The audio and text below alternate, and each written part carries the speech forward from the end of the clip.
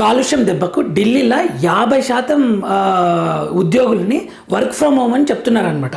50% మందికి ఇంటి నుంచే పని. ప్రభుత్వ ప్రైవేట్ సంస్థలకు ఢిల్లీ ప్రభుత్వం ఆదేశం. వాయు కాలుష్యం కోరల్లో దేశ రాజధాని ఢిల్లీ అనే కాదు, హైదరాబాద్లో కూడా విపరీతమైన పొల్యూషన్ వచ్చింది.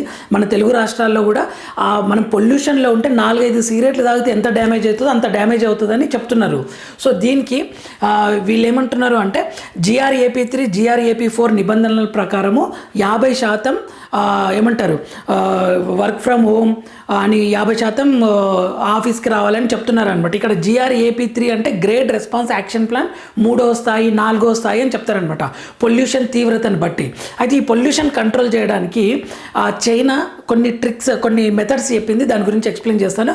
అయితే కొద్దిమంది కార్మికులు నష్టపోతారని చెప్పేసి ఢిల్లీ ప్రభుత్వం 10,000 రూపాయలు నష్టపరిహారంగా ఇస్తుంది.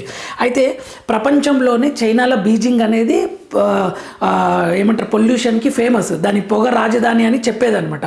వాళ్ళు ఏం చెప్తున్నారు అని అంటే వాళ్ళు ఏం పాటించిండ్రు. చైనా రాజధాని బీజింగ్లో పొల్యూషన్ కంట్రోల్ అయింది.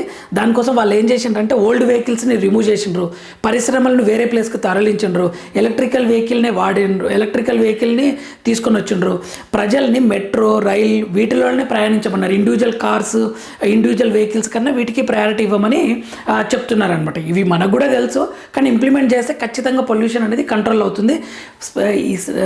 ఈ రోజుల్లో సిటీలలో ఉంటే సగం మంది ప్రజల లంగ్స్ ఖరాబ్ అయిపోతున్నాయి, అనారోగ్యం పాలవుతున్నారు. సో ఇటువంటి వీడియోస్ కోసం మన ఛానల్ని ఫాలో అవుతుండండి. Thank you for watching. జై హింద్, జై భారత్.